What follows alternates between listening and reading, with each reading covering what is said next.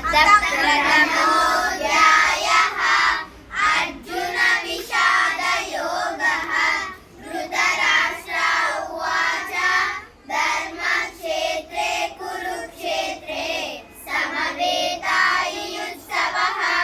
महाका पाण्डवाश्चैव किमकुर्वत सञ्जय।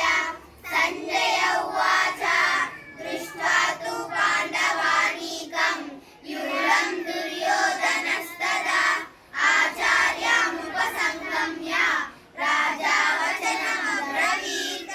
पश्यैतां पाण्डुपुत्राणाम् आचार्यमहतीं चमूं यूढं द्रुपदपुत्रेण तव शिष्येण धीमता।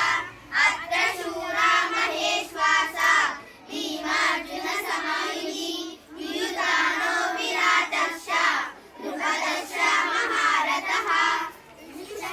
दुष्टे किरानः काशीराजश्च वीर्यवान् पुरुजित् कुन्तिभोजश्च शैवश्च नरपुङ्गवः युधमान्युश्च विक्रान्ता उत्तमौजश्च वीर्यवान् सौभद्रो द्रौपदेयश्च सर्व एव महारथः। अस्माकं तु विशिष्टये तन्निबोधाद्विजोत्तमा नायका मम सैन्यस्य संज्ञार्थं तं प्रविमिते। भवान् भीष्मश्च कर्णश्च नृपश्च समितिञ्जयः अश्वत्थामा विकर्णश्च सौमदत्तिस्तथैवचः। अन्ये च बहवः शूरा मदर्थे त्यक्तजीविताः नानाशस्त्रप्रहरणाः सर्वे युद्धविशारदः।